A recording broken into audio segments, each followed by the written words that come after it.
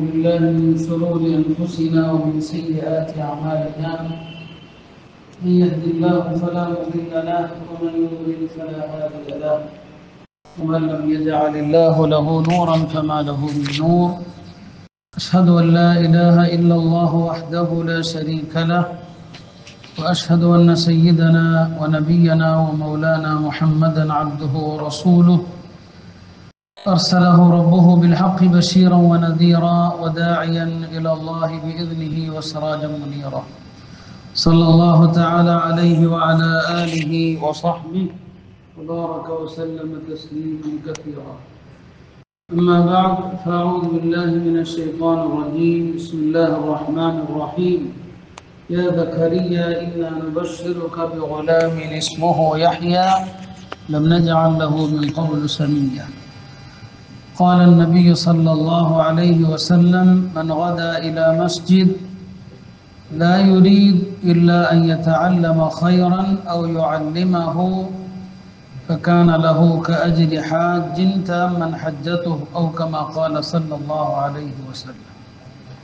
கண்ணியத்திற்குரிய அல்லாஹ்வின் நல்லடியார்களே, பெருமானார் ஸல்லல்லாஹு அலைஹி வஸல்லம் சொன்னார்கள், யார் ஒருவர் பள்ளிக்கு இரண்டு நோக்கங்களில் ஒரு நோக்கத்திற்காக வருகிறார்கள். ஒன்று, ஒரு நல்லதை கற்றுக்கொள்ள வேண்டும், அல்லது ஒரு நல்லதை கற்றுக் கொடுக்க வேண்டும். இந்த இரண்டு நோக்கங்களில் ஒரு நோக்கத்திற்காக பள்ளிக்கு யார் வருகிறாரோ அவருக்கு ஹஜ்ஜுக்கு சென்று பரிபூர்ணமான ஹஜ்ஜினுடைய நன்மையை பெற்று வரக்கூடியவருடைய நன்மை கிடைக்கும் என்று சொன்னார்.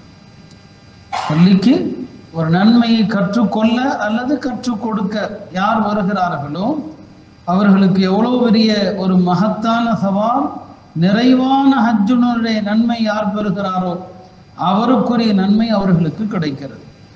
இன்றைக்கு இந்த மஜ்லிஸில் இருக்கிற எல்லோருக்குமே அல்லாஹ் அப்படிப்பட்ட நன்மையைத்தான் எழுதியிருப்பான் இன்ஷா அல்லாஹ்.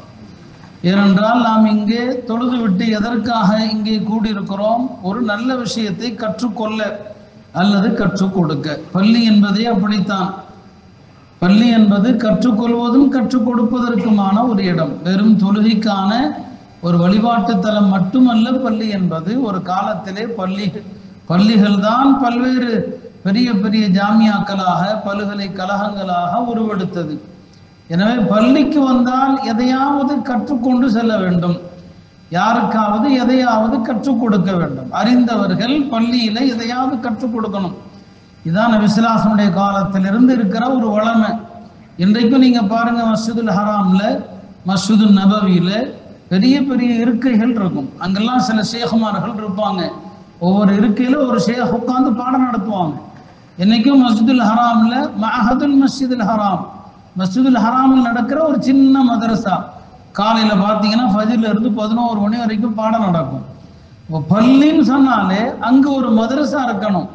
ஒரு மதரசா இருந்தாதான் அங்கு நன்மைகள் கற்றுக் கொடுக்கப்படும், நன்மைகளை கற்றுக் கொள்ளப்படும். இந்த ரெண்டுமே நடக்கும்.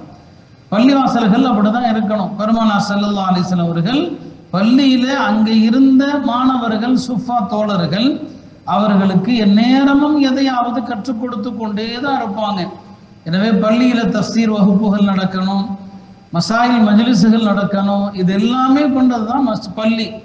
அல்லாஹுடைய அருளால் இங்கே ஒவ்வொரு மாதமும் நபிமார்களுடைய வரலாறுகளுடைய ஒரு தொடர் நடந்து கொண்டிருக்கிறது என்று கடந்த மாதம் எங்களது ஊருக்கு வருகை தந்த பள்ளியினுடைய தலைவர் ஹாஜியார் அவர்கள் சொன்னார்கள். மிகுந்த மகிழ்ச்சி, நபிமார்களுடைய வரலாறு படிக்கப்பட வேண்டும்.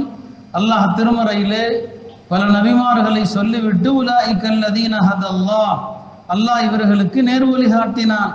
ஃபபிஹுதாஹும் யக்ததி, இவர்களது வழியை நீங்கள் பின்பற்றுங்கள் என்று அல்லாஹ் சொல்றான். நபிமார்களுடைய வழியை நாம் எப்போ பின்பற்ற முடியும்? அந்த நபிமார்களுடைய வரலாறை தெரிந்தாதான் நாம் பின்பற்ற முடியும். அருமையானவர்களே, சுருக்கமாக ஆரம்பத்தில் ஒரு முன்னுரையை சொல்லிவிட்டு எனக்கு தரப்பட்ட தலைப்பில் உள்ள 2 நபிமார்களை குறித்து நான் சில தகவல்களை சொல்லிக்கொள்ள விரும்புகிறேன்.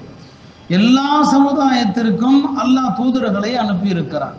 தூதர்களை அனுப்பாத ஒரு சமூகம் இல்லை என்பது திருமறை திட்டவட்டமாக சொல்கிறது. லிகுல்லி கௌமின் ஹாத், ஒவ்வொரு கூட்டத்திற்கும் நேர்வழி பெற்றவர், நேர்வழி காட்டுகிற மக்களை நாம் அனுப்பியிருக்கிறோம். இப்ப நபிமார்கள் எல்லா சமுதாயத்திற்கும் அனுப்பப்பட்டிருக்கிறாங்க. இதை நாம நம்பணும். எல்லா சமுதாயத்துக்கும் நபிமார்கள் அனுப்பப்பட்டாங்கிறதை ஏற்றுக்கொள்ளணும். இரண்டாவது, உலகத்தில் அனுப்பப்பட்ட எல்லா நபிமார்களுடைய பெயர்களும் திருமறையில் இருக்கிறதா என்றால் இல்லை. அதை அல்லாஹ் சொல்லிட்டான், ஒரு சுலன் கது கசஸ்னாஹும் அலை ஒரு சுலன் லம் நக்சுசுஹும் அலை. எல்லா நபிமார்களது வரலாறும் இல்லை. சில நபிமார்களுடைய வரலாறை சொல்லி இருக்கிறோம், சில நபிமார்களுடைய வரலாறை சொல்லவில்லை என்று அல்லாஹ்வே சொல்றான். சில நபிமார்களுடைய வரலாறு விரிவாக இருக்கும், சில நபிமார்களுடைய வரலாறு சுருக்கமாக இருக்கும். சில நபிமார்களுடைய பெயர்கள் மட்டும்தான் இருக்கும், அவங்களை பற்றி எந்த குறிப்புமே கிடையாது. அவங்களை பற்றிய எந்த குறிப்பு இல்லை. அப்படிப்பட்ட நபிமார்கள் இருக்கிறாங்க. யஸா எந்த ஒரு நபி இருப்பதாக சொல்றான். அல்லாஹ் சொல்ல போய் தான் தெரியுது இப்படி ஒரு நபி இருக்கிறாங்கன்னு சொல்லி. அவங்களை பற்றி எந்த குறிப்பும் இல்லை. இப்படியும் உண்டு, பெயர்கள் மட்டும்தான் இருக்குது, எந்த குறிப்பும் இல்லாத நபிமார்களும் இருக்கிறாங்க. நாம ஈமான் கொள்ள வேண்டியது என்ன? அல்லாஹ் யாரையெல்லாம் நபிமார்களாக அனுப்பினானோ அவர்களில் யாருடைய பெயர் குர்ஆனிலோ அல்லது ஹதீஸிலோ வந்திருக்கிறதோ அவர்களது பெயரோடு ஈமான் கொள்ள வேண்டும். இன்னார் அல்லாஹ்வுடைய தூதர், தாவூத் அலைஹிஸ்ஸலாம் அல்லாஹ்வுடைய தூதர், சுலைமான் அலைஹிஸ்ஸலாம் அல்லாஹ்வுடைய நபி என்று பெயரோடு நம்பணும். யாருடைய பெயர் அல்லாஹ் சொல்லலையோ, யாருடைய பெயர் திருமறையில வரவில்லையோ அவங்கள நாம சொல்ல முடியாது. யாரையெல்லாம் அல்லாஹ் அனுப்பினானோ அவர்களை நான் ஏற்றுக்கொள்கிறேன் என்று ஈமான் கொள்வது நம்முடைய கடமைகள் ஒரு கடமையாக இருக்கிறது. மூன்றாவது விஷயம் என்ன?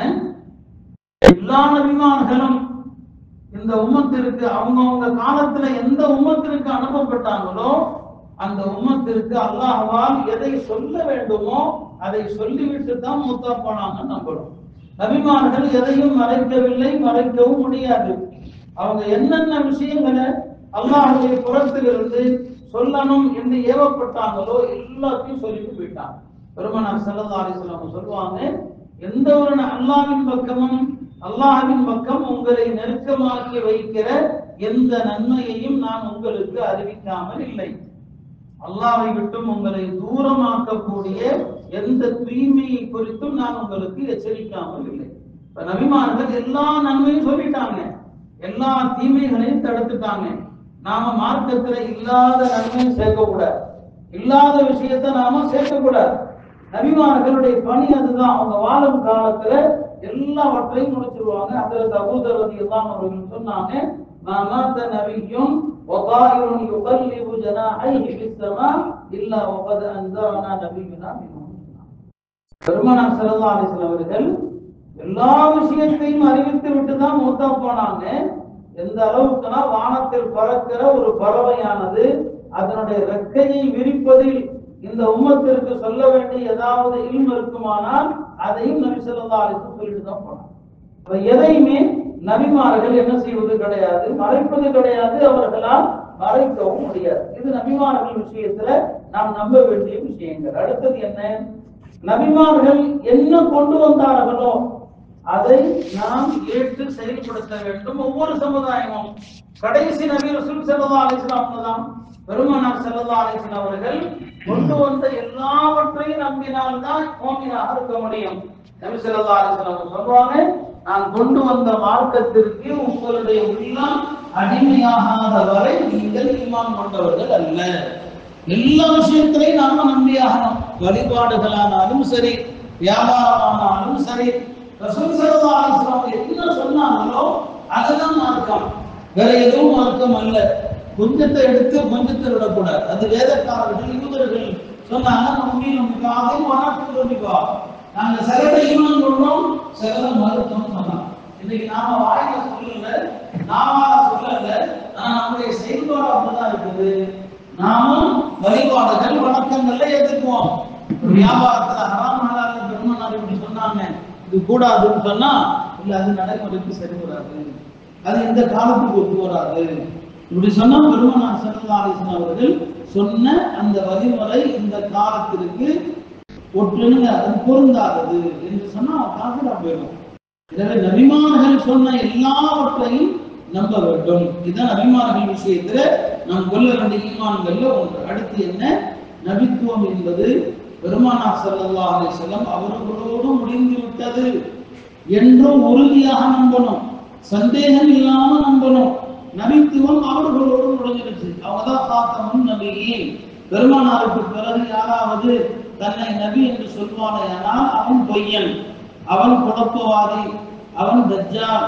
பெருமானார் ஸல்லல்லாஹு அலைஹி வஸல்லம் அவர்கள் எனக்கு பிறகு நபித்துவத்தை வாதிடுகின்ற 30 தஜ்ஜால்கள் வருவார்கள் என்று சொன்னார். கடந்த காலத்தில் அப்படி சில குழப்பவாதிகள் வந்தாங்க. இன்றைக்கும் சில பேர் தங்களை நபின்னு சொல்றாங்க. நபிமார்கள் குறித்த சரியான புரிதல் இல்லாத காரணத்தினால பலரும் குழப்பம். இன்றைக்கு சில பேர் தானே மஹதின்னு சொல்றான், அதுவும் குழப்பம் தான். உம்மத்துக்கு வருகிற சோதனைகள் உண்டு. எனவே கொள்கை சார்ந்த விஷயத்துல ஒரு இம்மி அளவு நாம வலிதவரிட்டாலும் நிரந்தர நரகம் தான். நம்முடைய அமல்கள் செயல்பாடுகள் அதுல கொஞ்சம் முன்னப்பின இருந்துட்டா கூட அல்லாஹ் மன்னிப்பான். எல்லாம் மன்னிக்கிறதுக்கு வழிகள் நிறைய வச்சிருக்கிறான். ஆனா கொள்கையில எந்த சர்க்கிள் வந்தாலும் ஆபத்து. எனவே நபித்துவம் முடிந்து விட்டது என்று நம்புறோம். அடுத்து ஈமான் கொள்ள வேண்டிய விஷயங்கள் அடுத்தது என்ன?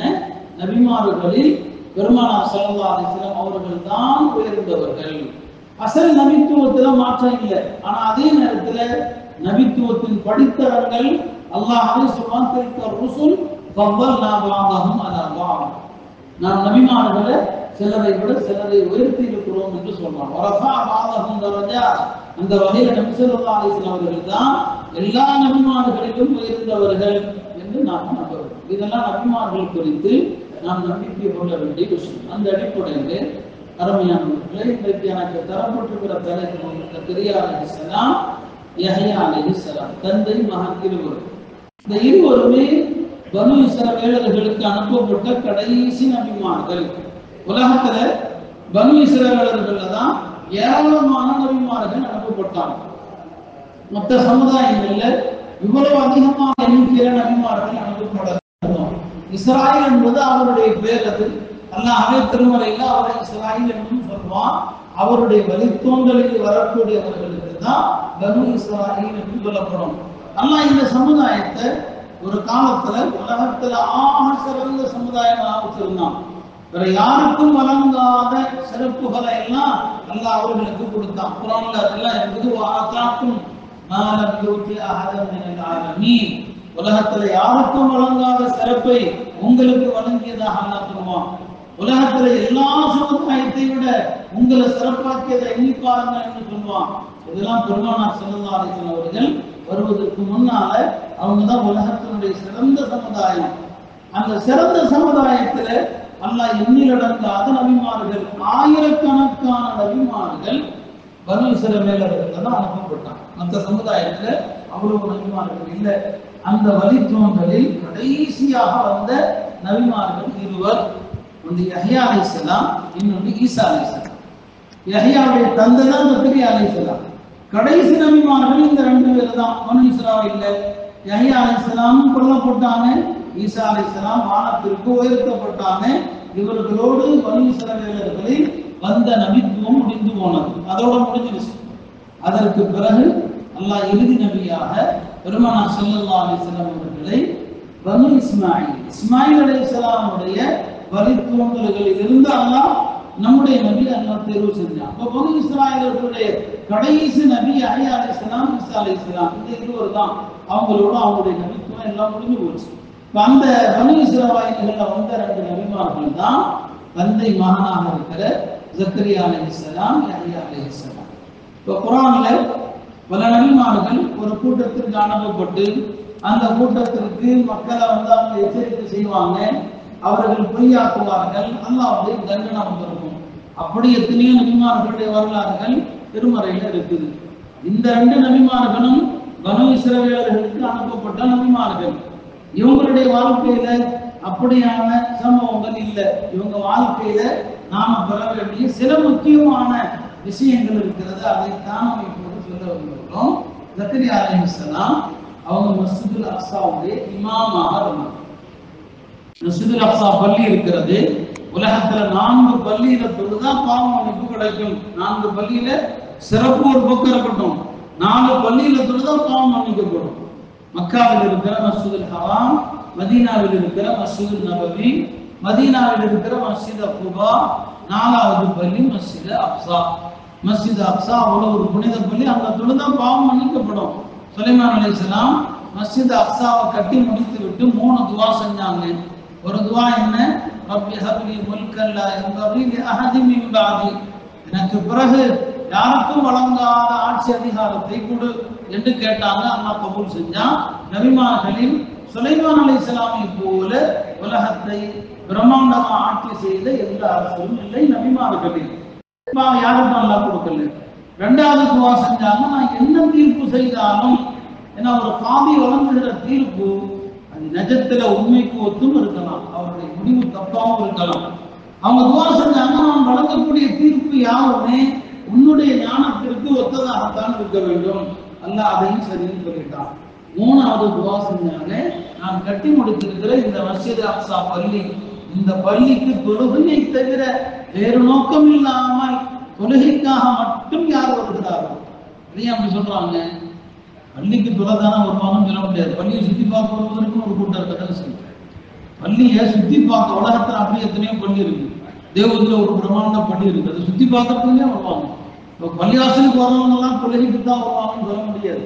அதனால இந்த பள்ளிக்கு தொழ வேண்டும் என்ற நோக்கத்தை தவிர வேறு எந்த நோக்கமும் இல்லாமல் யார் வருகிறாரோ அவர் இந்த பள்ளியில் தொழுது விட்டு சென்றால் அவர் பாவங்களிலிருந்து அங்கு பிறந்த குழந்தை போல ஆயிரம். 3வது பெருமானாரே அந்த சந்தேகத்தோடு தான் சொன்னாங்க, இதையும் அல்லாஹ் ஏற்றுக்கொண்டிருப்பான் என்று நான் நம்புகிறேன். இதையும் அல்லாஹ் ஏற்றுக்கொண்டிருப்பான் என்று நான் நம்புகிறேன்னு சொல்லி. ஆக மஸ்ஜிதுல் அக்ஸா அது இஸ்லாமிய புனித 3 தலங்களில் ஒரு தலம். அந்த புனித தலத்தில் ஜக்கரியா அலைஹிஸ்ஸலாம் வாழ்ந்த காலத்துல 2 பேர் இமாமாக இருந்தாங்க. ஒருவர் ஜக்கரியா அலைஹிஸ்ஸலாம், இன்னொருவர் இம்ரான். அவங்க தான் மரியம் அலைஹிஸ்ஸலாமுடைய தந்தை. இந்த 2 பேரும் அக்கா தங்கச்சி நிக்கா செஞ்சிருக்கிறாங்க, சகோதரிகளை நிக்கா செஞ்சிருக்கிறாங்க. ஒருவர் ஒரு பெண்ணையும் இன்னொருவர் இன்னொரு பெண்ணையும் நிக்கா செஞ்சிருக்கிறாங்க. அந்த இம்ரானுடைய பெயர்ல தான் குர்ஆன்ல ஆலு இம்ரான், இம்ரானுடைய குடும்பம் என்று வருது இல்லையா? நபிமார்களுடைய குடும்பத்துல இம்ரான்ங்கிற பேர்ல 2 பேர் இருக்கிறாங்க. மூசா அலைஹிஸ்ஸலாம், ஹாரூன் அலைஹிஸ்ஸலாமுடைய தந்தை, அவங்க பேரும் இம்ரான் தான். அவங்க காலத்தால் முந்தியவர்கள். குர்ஆன் சொல்லக்கூடிய ஆல இம்ரான், இம்ரானுடைய குடும்பம் குர்ஆன் சொல்லுது இல்லையா? அது யாருன்னா மரியம் அலைஹிஸ்ஸலாமுடைய தந்தை இம்ரான், மரியம் அலைஹிஸ்ஸலாமுடைய தாயார் பெயர் ஹன்னா. அப்ப இது குழம்பிடக்கூடாது. குர்ஆன் சொல்லுகிற ஆல இம்ரான் வேறு. அப்ப ஜக்கரியா அலைஹிஸ்ஸலாம் அவர்களும் இம்ரான் அவர்களும் தான் இந்த மஸ்ஜிதுல் அக்ஸால 2 பேருமே இமாமாக இருக்கிறாங்க. 2 பேருக்குமே குழந்தை இல்லை, 2 பேருடைய மனைவிக்குமே குழந்தை இல்லை. இந்த நிலையில தான் இம்ரானுடைய மனைவி ஹன்னா இருக்கிறாங்களே, அவங்க ஒரு நாள் ஒரு சிட்டுக்குருவி தன்னுடைய குஞ்சுக்கு உணவூட்டுகிற ஒரு காட்சியை பார்க்கறாங்க. அவங்க மனதுல ஒரு பெரிய ஏக்கம் வருது. இப்படி அல்லாஹ் எனக்கும் ஒரு குழந்தையை கொடுக்க வேண்டும் என்று ஒரு ஆசை வருது. அந்த நேரத்துல அவங்க உடனே நேர்ச்சை செய்யறாங்க, அல்லாஹ் எனக்கு ஒரு ஆண் குழந்தையை கொடுத்தால் அந்த ஆண் குழந்தையை மஸ்ஜிதுல் அக்ஸாவுடைய பணிவிடைக்கே நான் வக்ஃப் செய்து விடுவேன் அப்படின்னு சொல்லிட்டாங்க. யார்? அண்ணா. அல்லாஹ் அந்த நேரத்துல அவங்க கேட்ட துவாவை கபூல் செஞ்சுட்டான். இம்ரானுடைய மனைவி ஹன்னா கருவுற்று விடுகிறார்கள். அவங்க கர்ப்பமாயிடுறாங்க. கர்ப்பமாகி அந்த குழந்தையை பெறுவதற்குள்ள இம்ரான் மூத்தா போயிட்டான். மரியம் அலைஹிஸ்ஸலாமுடைய தந்தை இம்ரான் இருக்கிறாங்க இல்லையா, அவங்க மூத்தாயிடுறாங்க. அண்ணா கர்ப்பமா இருக்கிறாங்க. அவங்க ஆண் குழந்தை பிறக்கும் மஸ்ஜிதுல் அக்ஸால போய் என்னங்க வக்ஃப் பண்ணியான்னு நினைச்சிட்டு இருக்கிறாங்க. ஆனா பிறந்த குழந்தையோ பெண் குழந்தையாக பிறக்கிற குழந்தை என்னங்க பெண் குழந்தையா பிறக்குது. அப்ப அவங்க சொன்ன வார்த்தையெல்லாம் அல்லாஹ் சொல்றான், இது قالت امرأة عمران ربي إني نذرت لك ما في بطني محررا فتقبل مني إنك أنت السميع العليم فلما وضعتها குழந்தை பெற்றெடுத்த போது قال ربي إني وضعتها أنثى, அல்லாஹ் பிறந்த குழந்தை பெண் குழந்தையா போச்சு. அல்லாஹ்வுக்கு தெரியும். அதையும் அல்லாஹ் வல்லாஹு அலம் பிமா வதஅத் வலைஸ ذكرுகல் உன்ஸா இல்லையா? அல்லாஹ் சொன்னா இந்த பெண் குழந்தை நீங்க நினைக்கிற ஆண் குழந்தை மாதிரி கிடையாது. இந்த குழந்தை சாதாரண குழந்தை இல்லை. பிறகு அந்த அம்மா இன்னி சம்மைதுஹா மரியம், நான் இந்த குழந்தைக்கு மரியம்னு பேர் வச்சுட்டேன். இன்னி உஈதுஹா பிக வ ذُرِّيَّتَهَا மினஷ் ஷைத்தானிர் ரஜீம், இந்த குழந்தையையும் இந்த குழந்தையினுடைய வழித்தோன்றல்களையும் நான் ஷைத்தானிடமிருந்து பாதுகாப்பு தேடிட்டேன் அந்த அம்மா சொல்லுச்சு. அந்த அம்மா பிறந்தவுடன் இந்த வார்த்தையை சொன்னதனால, பிறந்த உடனே சொல்லிட்டதுனால, உலகத்துல பிறக்கிற எல்லா குழந்தைகளையும் ஷைத்தான் என்ன செய்யறான்னு சொன்னா கிள்ளி விடுகிறான், எல்லா குழந்தையும். அதனால குழந்தைங்க வீறிட்டு கொண்டு அழும். அந்த ஷைத்தானுடைய கிள்ளல் இதிலிருந்து பாதுகாக்கப்பட்டவர்கள் உலகத்துல 2 குழந்தைங்க தான். மரியம் அலைஹிஸ்ஸலாம், அவங்க தாயார் ஹன்னா செஞ்ச துவாவுனால மரியம் அலைஹிஸ்ஸலாம் பிறக்கும் போது ஷைத்தான் பக்கத்துல வர முடியல. 2வது யார்? ஈசா அலைஹிஸ்ஸலாம். இந்த 2 பேரும் ஷைத்தான் தொட முடியல. ஹன்னாவுக்கு குழந்தை பிறந்தது, மரியம்னு பேர் வைக்கிறாங்க. மரியம் அலைஹிஸ்ஸலாம் குழந்தை பிறந்ததுமே அந்த குழந்தை வளர்ந்ததும் நேரா எங்க வர்றாங்க? மஸ்ஜிதுல் அக்ஸாவுக்கு வர்றாங்க. நான் பிறக்கிறதுக்கு முன்னால நேர்ச்சி பண்ணிட்டேன் இந்த குழந்தை மஸ்ஜிதுல் அக்ஸாவுக்கு ஊழியம் செய்யும். ஆனா பெண் குழந்தையா போச்சு. மஸ்ஜிதுல் அக்ஸால இந்த குழந்தைக்கென்று ஒரு தனி மாடத்தை அமைத்து இந்த குழந்தை அங்க உட்கார்ந்து வழிபாடுகளில் ஈடுபடும். இந்த குழந்தைய யார் கவனிக்கிறது, யார் பார்க்கிறது அப்படின்னு பிரச்சனை வருது. இப்ப மஸ்ஜிதுல் அக்ஸால இமாமாக யார் இருக்கிறாங்க? ஜக்கரியா அலைஹிஸ்ஸலாம் இருக்கிறாங்க. அப்ப இந்த குழந்தையை யார் வளர்க்கிறது அப்படிங்கிறதுல அந்த அக்ஸா பள்ளியில் இருக்கிற ஊழியர்களில் வகையை எழுதக்கூடிய ஊழியர்கள் அவங்களுக்கு மத்தியில போட்டி வருது. இந்த குழந்தையை நான் தான் வளர்ப்பேன், நான் தான் வளர்ப்பேன். எல்லாருமே என்ன செய்யறாங்க? ஒரு புனித குழந்தை என்று எல்லாருமே சண்டை போடுறாங்க. அப்ப என்ன செஞ்சாங்க? சரி, இந்த குழந்தையை வளர்க்கிறதுக்கான பொறுப்பு என்ன, யாருடைய பொறுப்பு, அல்லாஹ்வுடைய முடிவு தான் என்ன, அதை முடிவு செய்யணும்னா மார்க்கத்துல சில விஷயங்களுக்காண்டி சீட்டுக்குலுக்கி போடலாம். சீட்டுக்குலுக்கி போட்டு சில விஷயங்களை முடிவு செய்யலாம். பெருமானார் ஸல்லல்லாஹு அலைஹி வஸல்லம் பயணத்திற்கு செல்வதாக இருந்தா உடன் யாராவது ஒரு மனைவியை அழைத்து கொண்டு போவாங்க. எந்த மனைவியை அழைத்து கொண்டு போறது? 9 மனைவி இருந்தாங்க இல்லையா, யார் அழைத்து கொண்டு போறது? ஒருத்தரை கூப்பிட்டு நீ வா அப்படின்னா மற்றவங்களுக்கு வருத்தமா போயிடும் இல்லையா, அது சண்டையா போயிடும். பல நேரங்கள் அப்படி சண்டைங்க வந்திருக்குது. அவங்களுடைய மனைவிமார்களே 2 அணியா இருந்தாங்க, 2 அணியாக இருந்தாங்க என்று முஸ்னத் அஹ்மதுல வருது. அணி ஆயிஷாவுடைய தலைமையில ஒரு அணி, ஜெய்னபுடைய தலைமையில ஒரு அணி. எந்த ஒன்னாலும் சண்டை வந்துடும் 2 பேருக்கு மத்தியில. இப்போ பயணத்துல போகும்போது யாரை கூப்பிடுறது? நபி ஸல்லல்லாஹு அலைஹி வஸல்லம் அந்த மாதிரி பிரச்சனைக்கு இடம் கொடுக்க மாட்டாங்க. சீட்டுக்குலுக்கி போடுவாங்க. கான இதா சாஃபர அக்ரா பைன நிசாஇஹி, மனைவிமாருடைய பேரை பூரா எழுதி சீட்டுக்குலுக்கி போடுவாங்க. யாரு பேர் வருதோ கூட்டு போயிடுவாங்க. எல்லா விஷயத்திலையும் சீட்டுக்குலுக்கி போட அனுமதி இருக்கா? இல்லை. சில விஷயங்கள்ல போடலாம். இப்போ ஜக்கரியா அலைஹிஸ்ஸலாம் சொல்றாங்க, சரிப்பா நம்ம சண்டையை முடிவுக்கு கொண்டு வரணும்னா இதோ இந்த நதி இருக்கிறது இல்லவா, இதுல உருதுல ஓடக்கூடிய ஜோர்தான் நதி, அந்த நதியில நாம வேதத்தை எழுதுகிற இந்த பேனா இருக்கு இல்லையா, அதை தூக்கி போடுவோம். யாருடைய பேனாவை தண்ணி அடித்து கொண்டு போய் விடுகிறதோ அவர்கள் இந்த குழந்தையை வளர்க்க முடியாது. யாருடைய பேனாவை தண்ணி அடித்து கொண்டு போகாமல் தண்ணி வருகிற திசையினுடைய எதிர் திசையை நோக்கி போகுதோ அவர் இந்த குழந்தையை வைப்பார். இது நான் சொல்லல, குர்ஆன் சொல்லுது. இது யுல்கூன அக்லாமஹும், எல்லாம் பேனாவை தூக்கி போட்டாங்க. எல்லாருடைய பேனாக்களையும் தண்ணீர் அடித்து கொண்டு போயிடுச்சு. ஜக்கரியா அலைஹிஸ்ஸலாமுடைய பேனா மட்டும்தான் முன்னோக்கி நீச்சல் அடிச்சு வர்ற மாதிரி வருது. எல்லாரும் ஒத்துக்கிட்டாங்க. இந்த குழந்தையை வளர்க்கிற பொறுப்பு ஜக்கரியா அலைஹிஸ்ஸலாம் இடத்துல. குர்ஆன் சொல்லுகிறது ஃபகஃபலஹா ஜக்கரியா, ஜக்கரியா அலைஹிஸ்ஸலாம் அந்த குழந்தையை பொறுப்பெடுக்கிறாங்க. அந்த குழந்தை மரியம் அலைஹிஸ்ஸலாம் மஸ்ஜித் அக்ஸால ஒரு இடத்துல தனியா உட்கார்ந்து இபாதத்துல ஈடுபடுவாங்க. ஜக்கரியா அலைஹிஸ்ஸலாம் தான் அந்த குழந்தைக்கு தேவையான எல்லாத்தையும் பார்ப்பாங்க. இந்த அம்மா என்ன செய்தேன்னா மனைவியினுடைய சகோதரி மகள் அல்லவா, போவாங்க வருவாங்க, என்ன தேவையானது பூரா பார்ப்பாங்க. இப்படி இருக்கும்போது தான் ஒரு நாள் ஜக்கரியா அலைஹிஸ்ஸலாம் மரியம் அலைஹிஸ்ஸலாம் வழிபடுகிற அந்த மாடத்திற்குள் போகும்போது ஒரு அதிசயத்தை பார்க்கறாங்க. அது என்ன? அவங்களுக்கு முன்னால வெவ்வேறு வகையான பழங்கள் இருக்கிறது. அந்த பழங்கள் அந்த பருவத்துல கிடைக்காது. இப்பதான் கேட்குறாங்க, அன்னாலக்கி ஹாதா, மரியமே இது எங்கிருந்து உனக்கு வந்துச்சுன்னு சொல்லி. அவங்க சொன்னாங்க, காலத்து ஹுவ மின் இந்தில்லாஹ், இது அல்லாஹ்ட்ட இருந்து வந்துச்சு. இன்னல்லாஹ யர்ஸுகு மன் யஷாஉ பிகைரி ஹிசாப், அல்லாஹ் நாடக்கூடியவர்களுக்கு கணக்கின்றி கொடுப்பான். இப்போதான் ஜக்கரியா அலைஹிஸ்ஸலாமுக்கு அல்லாஹ் பருவம் இல்லாத காலத்திலையும் எந்த பழத்தையும் கொடுக்க முடியும். இப்ப சீசனே இல்லை. அப்படியானால் எனக்கு வயதாகி போச்சு, என் மனைவி மலடியாக இருக்கிறாங்க. ஆனால் இந்த மலடி மனைவிக்கும் இந்த வயதான கிழவனுக்கும் கூட அல்லாஹ் நாடினால் குழந்தையை கொடுக்க முடியும். என்று அந்த இடத்துல தான் கேட்குறாங்க. ஹுனாலிக தஆ ஜக்கரியா ரப்பா, அல்லாஹ் சொல்றான் அங்குதான் ஹுனாலிக்கன்னு சொல்லி. இப்பயும் மஸ்ஜித் அக்ஸால ஜக்கரியா அலைஹிஸ்ஸலாம் துஆ செய்த இடம் என்று மிஹராபு ஜக்கரியா, ஜக்கரியா அலைஹிஸ்ஸலாம் துஆ செய்த இடம்னே அக்ஸாவில் இருக்கிறது. நாங்கள் 2022 அல்லாஹுடைய அருளால் ஜியாரத்துக்கு போயிருந்தோம். இப்போ ஹுனாலிக தஆ ஜக்கரியா ரப்பா, அங்குதான் ஜக்கரியா அலைஹிஸ்ஸலாம் துஆ செய்கிறாங்க. கால ரப்பி ஹப்லி மின் லதுன்க ذُرِّيَّةً طَيِّبَةً, அல்லாஹ் எனக்கு உன் புறத்திலிருந்து ஒரு குழந்தையை கொடு, இன்னக சமீஉத் துஆ என்று துஆ செய்கிறாங்க. துஆ எந்த நேரத்தில் எப்போ ஏற்கப்படும் சொல்ல முடியாது.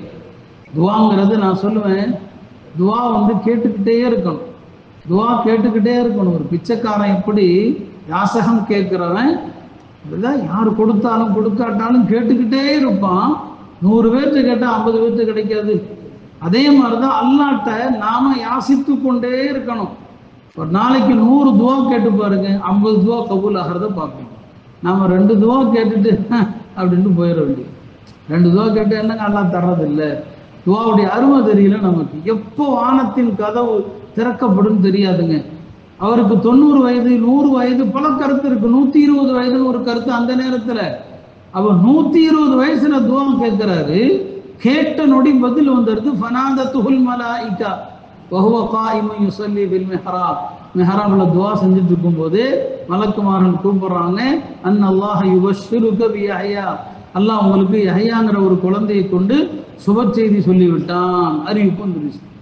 இப்போ இந்த துவா செய்யும் போது இப்போ நான் அந்த துவா அந்த மாதிரி விஷயங்கள் தான் இந்த வரலாறுல சொல்ல முடியும். நபிமார்கள் வரலாறுங்கிற பெருது இல்லாதையும் சொல்ல முடியாது. நான் ஏற்கனவே சொல்றேன், சில நபிமார்கள் வரலாறு அது குர்ஆன்ல ஹதீஸ்ல விரிவா இருக்கும், சில நபிமார்களுடைய வரலாற்றை பற்றிய செய்திகள் சுருக்கமாக தான் இருக்கும். இப்போ ஜக்கரியா அலைஹிஸ்ஸலாம் எப்படி துவா செஞ்சாங்க அல்லாஹ் பக்ரால சுருக்கமா சொல்லி காட்டுறான். சூரா மரியமுடைய ஆரம்பத்துல அல்லாஹ் அதைத்தான் சொல்றான், காஃப் ஹா யா ஐன் ஸாத் ذكر رحمة ربك عبده زكريا إذ نادى ربه نداء خفيا قال رب إني وهن العظم مني واشتعل الرأس شيبا ولم أكن بدعائك رب شقيا. துவா அல்லாஹ்ட்ட எப்படி கேட்கணும், அந்த ஒழுக்கத்தை அந்த ஆதாபுகளை நபிமார்கள்ட்ட இருந்து படிக்கணும். சரிங்களா? துவா எப்படி கேட்கணும் அல்லாஹ் அதையும் சொல்றான். இது நாதா ரப்பஹு நிதாஅன் ஹஃபிய்யா, துவா மெதுவா கேட்கணும். அல்லாஹ்ட்ட அடக்கமா கேட்கணும், யாரும் பார்க்காத இடத்துல உட்கார்ந்து கேட்கணும். நம்ம துவா செய்யறது யாருக்கும் தெரியக்கூடாது. எப்படி அல்லாஹ்ட்ட துவாவை கேட்கும் போது நம்முடைய பலவீனத்தை சொல்லணும், நம்முடைய பலவீனத்தை சொல்லணும். யஹ்யா அலைஹிஸ்ஸலாம் 2 பலவீனத்தை சொல்றாங்க. ஒன்று கண்ணுக்கு தெரியாத பலவீனம், ஒன்று கண்ணுக்கு தெரிகிற பலவீனம். தெரியாத பலவீனம் என்ன? வஹனல் ஆதுமு மின்னி, என் உடம்புல உள்ள எலும்புகள் எல்லாம் நலிந்து போய்விட்டது. தெரிகிற பலவீனம் என்ன? வஸ்தஅல ரஅசு ஷைபா, ஏதோ தலைமுடி எல்லாம் நரைத்து மின்னுகிறது, தலைமுடி நரைச்சு போச்சு, தெரிகிற பலவீனம். 3வது ஒரு அதவு இருக்கு துவால, ஞாபகம் வச்சுக்கோங்க. இதை கடைபிடிச்சா நீங்க துவா கபூல் ஆகிறத வாழ்க்கையில கண்கூடா பார்ப்பீங்க. அல்லாஹ்ட்ட துவா கேட்கும் போது, அல்லாஹ் நான் எப்போதுமே கேட்டு நீ தராமல் இருந்ததே இல்லைன்னு சொல்லுங்க. அவர் சொல்றார், வலம் அகும் பி துஆஇக ரப்பி ஷகியா, எல்லாம் நான் எப்போ உன்னிடத்துல துவா கேட்டும் நான் பெறாமல் இருந்ததில்லை. நான் அழைத்தால் நீ பதில் சொல்வாய், நான் கருணை வேண்டினால் நீ கருணை காட்டுவாய், நான் கேட்டு நீ தராமல் இருந்ததில்லை. இதுக்கு பேரு தான் தவஸ்ஸுல் பின் நிஅமிஸ் சாபிகா. வசீலா வசீலாங்கிறாங்களே, அதுல பல விதம் இருக்குது. அதுல சிறந்த வசீலா என்ன தெரியுமா? சிறந்த வசீலா என்ன? அல்லாஹ் உங்களுக்கு முன்னால் செய்த உபகாரங்களை சொல்லி துவா கேட்கணும். நமக்கு அல்லாஹ் எதையுமே தந்ததே இல்லையா? யோசிச்சு பாருங்க. அல்லாஹ் எதையுமே கொடுத்ததே இல்லையா? இந்த வாழ்க்கை, இந்த செல்வம், இந்த குழந்தை பாக்கியம், இதெல்லாம் அல்லாஹ் கொடுத்த நியமத்துகள் இல்லையா? என்ன நம்ம என்ன கேட்கிறோன்னா அல்லாஹ்ட்ட துவா கேட்கும்போது அல்லாஹ் தரலைங்கிற எண்ணத்திலே தான் 99% பேர் கேட்குறான். அவங்க சொல்றாங்க, லம் அகும் பி துஆஇக ரப்பி ஷகியா, அல்லாஹ் நீ கேட்டு தராமல் இருந்ததே இல்லை அப்படின்னு அல்லாஹ்ட்ட கேட்டு பாருங்க. அல்லாஹ் முன்னால செஞ்ச, அல்லாஹ் நீ அந்த நேரத்துல அந்த துன்பம் வந்துச்சு, நீ தான் காப்பாற்றினாய். அந்த பிரச்சனை வந்துச்சு, நீ தான் காப்பாற்றினாய். அந்த விஷயத்துல ஒன்றை கேட்டேன், நீ தான் கொடுத்தாய். இதெல்லாம் துவால சொல்லி பாருங்க, உங்களுடைய துவா கபூல் ஆகும். துவா செய்கிற போது உங்களுடைய எண்ணிக்கை, உங்களுடைய நம்பிக்கை அப்படி வரணும். மூசா அலைஹிஸ்ஸலாமே தாயாரிடம் திரும்ப கொண்டு வந்து ஒப்படைத்தது யாரு? அல்லாஹ் தானே. யூசுப் அலைஹிஸ்ஸலாமை தந்தையோடு கொண்டு வந்து சேர்த்தது யார்? அல்லாஹ் தானே. இப்ராஹிம் அலைஹிஸ்ஸலாமுக்கு நெருப்ப பூஞ்சோலையாக ஆக்கியது யாரு? அல்லாஹ் தானே. பெருமானார் ஸல்லல்லாஹு அலைஹி வஸல்லம் அவர்கள் சௌர் குகையில் இருக்கும் போது எதிரிகள் பக்கத்துல நின்றும் பாதுகாத்தது யாரு? கண்ணுக்கு தெரியாம அல்லாஹ் தானே. அய்யூப் அலைஹிஸ்ஸலாமுடைய நோயை குணப்படுத்தியது யாரு? அப்ப இந்த இதெல்லாம் யோசிக்கணும். துஆ செய்கிற போது இந்த எண்ணங்கள் வரணும். அல்லாஹ் தானே நமக்கு இதெல்லாம் செஞ்சான். அன்னைக்கு அல்லாஹ் தானே இந்த கஷ்டத்தை நீக்கணும். வாழ்க்கையில அல்லாஹ் உங்களை காப்பாற்றிய தருணங்கள், உங்களுக்கு உதவி செய்த தருணங்கள், இதெல்லாம் துஆல வந்துச்சுன்னு சொன்னா உங்க துஆ உயிரோட்டம் உள்ள துஆ. ஜக்கரியா அலைஹிஸ்ஸலாம் அதான் செய்றாங்க, வலம் அகும் பிதுஆஇக ரப்பி ஷகியா. இப்ராஹிம் அலைஹிஸ்ஸலாம் அல்லாஹ்ட்ட அப்படிதானே கேட்கிறாங்க, அஸா அல்லா அகூன பிதுஆஇ ரப்பி ஷகியா. இப்ராஹிம் அலைஹிஸ்ஸலாம் சொல்றாங்க, நான் என்னுடைய உபதேசத்துல துஆ செஞ்சு நான் ஒரு நாளும் கேட்டது கிடைக்காமல் போனதில்லை. அதனால துஆ கபூல் ஆகணும்னா இதை செய்யுங்க. துஆ கபூல் ஆகிறதுக்கு இந்த நம்பிக்கை அல்லாஹ் கொடுத்ததை எண்ணி எண்ணி துஆல சொல்லுங்க. அல்லாஹ் அதை கொடுத்த இதை கொடுத்த, நம்ம எல்லாம் கொடுக்கலன்னு சொன்னா அல்லாஹ் கோபம் வராதா என்ன? நாம செய்யற துஆக்களால அல்லாஹ் அதிருப்தி அடையும். ஒரு உண்மையான மூமின் துஆ கேட்டா அல்லாஹ் சந்தோஷப்படுறான். அப்ப துஆவுடைய ஒழுக்கம் தெரிஞ்சு கேளுங்க. துஆல இந்த விஷயங்களை கடைபிடிங்க. ரெண்டாவது, உங்களுடைய துஆ கபூல் ஆகணும்னா துஆவுடைய நேரங்களை பயன்படுத்துங்க. துஆ கபூல் ஆகிற நேரம், வானத்தின் கதவுகள் திறக்கப்படுற நேரம். ஒவ்வொரு நாளும் பள்ளிக்கு வர்றீங்க இல்லையா, அடுத்து இஷா ஜமாத் வரப்போகுது. நபி ஸல்லல்லாஹு அலைஹி திரும்ப திரும்ப சொல்லுவாங்க, சஅதானி லா துரது ஃபீஹா தஅவத்து தாஇன். 2 தருணங்கள் இருக்கிறது. அந்த நேரத்தில் துஆ செய்யக்கூடிய எவருடைய துஆவையும் அல்லாஹ் மறுப்பது கிடையாது. அந்த 2 நேரத்துல ஒரு நேரம் என்ன? ஹீன துகாமுஸ் ஸலா, தொழுகைக்கு இகாமத் சொல்லப்படுகிற போது. இகாமத்து சொல்ற நேரத்துல துஆ செஞ்சு பாருங்க. நான் சொல்றது, நான் இந்த விஷயங்களை எல்லாம் நான் என் வாழ்க்கையிலே கடைபிடிக்கிறேன். இகாமத்துடைய நேரத்துல துஆ செய்து பாருங்க. துஆ கபூல் ஆகும். கபூல் ஆகிற நேரத்தில் நாம கேட்கறது இல்லை, அல்லாஹ் திறந்து வச்சுட்டு கேளுன்னு சொல்ற நேரத்தை நாம விட்டுறோம். துஆவுடைய நேரம் அது. ரெண்டாவது, துஆவுல நிறைய புகழணும். அல்லாஹ் புகழ்ச்சியை விரும்புறவன். பெருமானார் ஸல்லல்லாஹு அலைஹி சொன்னாங்க, அல்லாஹ்வை விட புகழை விரும்பக்கூடியவன் யாரும் இல்லை. அல்லாஹ் புகழ்ச்சியை விரும்புறவன். அல்லாஹ் புகழுங்க. புகழ்ந்தா அல்லாஹ்வுக்கு ரொம்ப சந்தோஷம். வானவர்கள் அல்லாஹ்வுடைய புகழ்ச்சியை எடுத்துட்டு போறதுக்கு சண்டை போடுறாங்கன்னு ஹதீஸ்ல வருது. ஒரு சஹாபி முச்சரைக்க வருவார், ஓடி வருவாரு, தக்பீர் கட்டுவாரு. அவர் அறியாம அவர் ஒரு சனா ஓதுறார். நம்ம தொழுகை ஆரம்பிக்கும் போது எத்தனை துஆ ஓதலாம்? நிறைய துஆ இருக்கு. நாம ஹதீஸ்ல வந்ததுல ஒரு துஆ ஹனஃபி மத்ஹப்ல சுப்ஹானக்கல்லாஹும்ம ஓதுறோம். ஆனா நிறைய துஆ இருக்கு ஹதீஸ்ல. இமாம் நஸை ஒவ்வொன்றா சொல்லுவாங்க அவங்களுடைய கிதாபுல. தொழுகை ஆரம்பிக்கும் போது இப்படி ஒரு துஆ, தொழுகை ஆரம்பிக்கும் போது இப்படி ஒரு துஆம் பாரு. அதுல ஒரு சஹாபி ஒரு நாள் வந்தார், முச்சரைக்க வந்தாரு. அவர் அறியாம தொழுகை ஆரம்பிக்கும் போது அல்லாஹ் புகழணும் இல்லையா? சிலர் வஜ்ஹத் ஓதுறாங்க, சுப்ஹானக்கல்லாஹ் ஓதுறோம். அவர் ஓதுனார், அல்ஹம்துலில்லாஹ் ஹம்தன் கஸீரன் தய்யிபன் முபாரக்கன் ஃபீ. நபி ஸல்லல்லாஹு அலைஹி வஸல்லம் தொழுது முடித்ததுன்னு கேட்டாங்க, யார் இந்த வார்த்தையை சொன்னதுன்னு கேட்டாங்க. அவர் நாம ஏதோ தப்பு செஞ்சிட்டோம் போல் தெரியுதுன்னு பேசாம தான் இருந்தார். 2வது தடவையும் கேட்டாங்க, அவர் பேசாம தான் இருந்தார். 3வது தடவை சொன்னாங்க, அவர் நல்லதைத்தான் சொன்னாரு, எஞ்சி சொல்லுங்கன்னு நாங்க. அப்புறம் தான் அப்படி இருந்தார், நான் தான் சொன்னாங்க. இந்த வார்த்தையின் நன்மைகளை எடுத்து செல்வதில் 12 மலக்குகள் என்ன செஞ்சுக்கிட்டாங்க? போட்டி போட்டுக்கிட்டாங்கன்னு சொல்லி. இன்னொரு சஹாபி இது மாதிரி ஒரு வார்த்தையை ருக்கூல இருந்து எழுந்திருக்கும் போது சொன்னாரு, ரப்பனா லக்கல் ஹம்து ஹம்தன் கஸீரன் தய்யிபன் முபாரக்கன் ஃபீ. அப்ப பெருமானார் சொன்னாங்க, இந்த சவாபை 30க்கும் மேற்பட்ட மலக்குகள் போட்டி போட்டாங்கன்னு சொல்லி.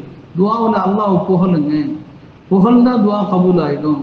நபி ஸல்லல்லாஹு அலைஹி வஸல்லம் தோழர்கள் எப்படி துஆ செய்றாங்கலாம் அப்படியே பார்ப்பாங்க. ஒரு சஹாபி கையை தூக்கிட்டு இருக்கிறாரு, பெருமானார் அவருக்கு பக்கத்துல நிக்கிறாங்க. அவர் அல்லாஹ்ட்ட கேட்கிறாரு, அல்லாஹும்ம இன்னி உஷ்ஹிதுக பிஅன்னக அன்த அல்லாஹு லா இலாஹ இல்லா அன்தல் அஹதுஸ் ஸமத். தமிழ்ல கேட்கலாம், அல்லதீ லம் தலிது வலம் தூலத் வலம் யகுல் லக குஃபுவன் அஹத். பெருமானார் சொன்னாங்க, இவர் அல்லாஹ்வுடைய இஸ்முல் ஆலமை கொண்டு துஆ கேட்டிருக்கிறார். இஸ்முல் ஆலம்னா அல்லாஹ்வுடைய மகத்தான திருநாமம். இதை கொண்டு கேட்டா அல்லாஹ் கொடுக்காமல் இருக்க மாட்டான். இனி இவற்றை சொல்லுங்க, செல் துஅத்தா, நீர் அல்லாஹ்விடம் கேளும் உமக்கு கொடுக்கப்பட்டு விடும். துஆல அல்லாஹ் புகழுங்க. உங்களுக்கு தெரிந்த வார்த்தைகளால ரொம்ப புகழுங்க. நபிமார்கள் அப்படித்தான் புகழ்வாங்க. ஜக்கரியா அலைஹிஸ்ஸலாம் தன்னுடைய பலவீனத்தை சொல்றாங்க, இயலாமையை சொல்றாங்க. துஆவுல அல்லாஹ்ட்ட புலம்புங்க. பெருமானார் சொன்னாங்க, லா தஅஜிஸு ஃபி துஆ, லா தாஜிது ஃபித் துஆ, துஆ செய்வதில் இயலாமல் போயிடாதீங்கன்னு சொல்லிட்டு அடுத்து ஒரு வார்த்தை சொன்னாங்க, லா யஹ்லிக அஹதுன் மஅத் துஆ, துஆ செஞ்சு யாரும் அழிஞ்சு போக மாட்டாங்கன்னு சொன்னாங்க. துஆ செய்து யாரும் அழிந்து போக மாட்டார்கள். இப்போ பாருங்க, 120 வயசுல குழந்தைய கேட்கிறாருன்னா பாருங்க எவ்வளவு நம்பிக்கை அவருக்கு. அல்லாஹ்ட்ட கேட்டாங்க, அவருக்கு அடுத்து சில காரணங்கள்லாம் சொல்றாரு. இப்போ அல்லாஹ் சொல்றான், யா ஜக்கரியா, ஜக்கரியாவே, இங்க அல்லாஹ்வே சொல்றான், இன்னா நுபஷ்ஷிருக பிகுலாம், ஒரு குழந்தையை உமக்கு நாம் அறிவிக்கிறோம், இஸ்முஹு யஹ்யா, அல்லாஹ்வே அந்த குழந்தைக்கு பேரும் வச்சுட்டான். உலகத்துல அல்லாஹ்வால் பெயர் சூட்டப்பட்ட ஒரே நபர் யாருன்னா யஹ்யா அலைஹிஸ்ஸலாம். அடுத்து நான் அவரை பத்தி சுருக்கமா சொல்லிடுறேன். உலகத்துல அல்லாஹ்வால் பெயர் சூட்டப்பட்டது. இந்த பெயர் அதுக்கு முன்னால யாருக்கும் வைக்கப்படல. லம் நஜஅல் லஹு மின் கப்லு சமியா, இதுக்கு முன்னால இந்த பேர் யாருக்குமே வைக்கல. இப்போ மலக்குமார்களும் சொன்னாங்க, அல்லாஹ்வும் சொல்லிட்டான், இப்போ உங்களுக்கு குழந்தை பிறக்க போகுதுன்னு சொல்லிட்டான். குழந்தை பிறக்க போகுதுன்னு சொன்னதும் என்னதான் இருந்தாலும் அவங்களும் ஒரு மனிதர் தானே ஜக்கரியா அலைஹிஸ்ஸலாம். அல்லாஹ்ட்ட கேட்குறாங்க, எல்லாம் அதுக்கு என்ன அடையாளம், என்ன அடையாளம், எப்படி குழந்தை பிறக்கும் இல்லையா, ஒரு சந்தேகம் வருமா இல்லையா? அல்லாஹ் மலக்குமார்கள் வந்தப்போ அவங்களும் சொல்லிட்டாங்க, அல்லாஹ்வுக்கு இதெல்லாம் லேசு, அல்லாஹ்வுக்கு இதெல்லாம் லேசு, ஒன்றுமே இல்லாம மனுஷனை படைக்கக்கூடிய அல்லாஹ் என்று சொல்லிட்டாங்க. இருந்தாலும் ரப்பி ஜஅல்லி ஆயா, ஒரு ஆயத்தை கொடு, ஒரு அத்தாட்சியை கொடுன்னு கேட்டாங்க. அல்லாஹ் சொன்னா, அத்தாட்சி என்ன தெரியுமா, அல்லா துகல்லிவன் நாஸ ஸலாஸ லயாலின் சவியா, நல்லா பேசக்கூடியவர் யார், ஜக்கரியா அலைஹிஸ்ஸலாம். அவங்க பேச்சாளர், தெளிவா பேசக்கூடியவர். அல்லாஹ் சொன்னா 3 நாளைக்கு உம்மால் பேசவே முடியாதுன்னு சொல்லி, 3 நாளைக்கு பேசாமல் இருப்பது தான் உமக்கு குழந்தை பிறப்பதற்கான அடையாளம் அல்லாஹ் சொல்லிட்டான். அந்த 3 நாளுமே ஜக்கரியா அலைஹிஸ்ஸலாம் திக்ர் செய்வதற்கு நாவ அசைச்சா திக்ர் வரும், தௌராத்தை எடுத்து படிக்க ஆரம்பித்தா தௌராத்து வரும். ஆனா மக்கள்கிட்ட போய் எதையாவது சொல்ல நினைச்சா நாவ வராது, பேச முடியாது. மக்கள்கிட்ட போய் எதையாவது சொல்ல நினைச்சா சொல்ல முடியாது. ஆனா திக்ர் செய்ய நினைச்சா நாவ வரும், தௌராத்தை எடுத்து வாசிப்பாங்க நாவ வரும். மக்கள்கிட்ட எதையும் சொல்லலாம் நினைச்சா அவங்களால சொல்ல முடியாது. இந்த 3 நாள் எல்லாம் அவருக்கு அப்படி ஒரு இதை கொடுத்தா, மக்கள்கிட்ட நிறைய தஸ்மீ செய்யுங்க என்று அந்த மக்களை என்ன செய்யறாங்க, தஸ்மீ செய்யுமாறு வலியுறுத்துறாங்க. அருமையானவர்களே, ஆக அல்லாஹ் அவருக்கு அந்த வயதுல ஒரு அழகான குழந்தையை கொடுத்தான். அந்த குழந்தை தான் யஹ்யா அலைஹிஸ்ஸலாம். இப்போ ஜக்கரியா அலைஹிஸ்ஸலாம் சுருக்கமா சொல்ல போனா மஸ்ஜிதுல் அக்ஸாவுடைய இமாம், மஸ்ஜித் அக்ஸாவுடைய இமாம், மரியம் அலைஹிஸ்ஸலாமுடைய காலாவுடைய கணவராக இருந்தாங்க. அவங்க எப்படி இறந்தாங்க, அவங்களுடைய மகனார் யஹ்யா அலைஹிஸ்ஸலாம் கொல்லப்பட்ட பிறகு அவங்க கொல்லப்பட்டாங்களா, இது குறித்து தகவல்கள் பலவிதமாக வருது. இந்த பனு இஸ்ரவேலர்கள், இந்த யூதர்கள் என்று யாரை நாம சொல்றோமோ அவங்கள யூதர்கள் என்று சொல்றதுக்கும் ஒரு காரணம் என்ன, யாக்கூப் அலைஹிஸ்ஸலாமுடைய மகன்களில் ஒருவரது பெயர் யஹூதா. அந்த யஹூதா தான் அவருடைய வழித்தோன்றல்ல வந்தவர்கள் தான் யூதர்கள்னு சொல்றோம். இந்த யூதர்கள் நபிமார்களை கொலை செஞ்ச கூட்டம். நபிமார்களை ஒரே நாளில் 300 நபியை கூட கொண்டிருக்கிறாங்க.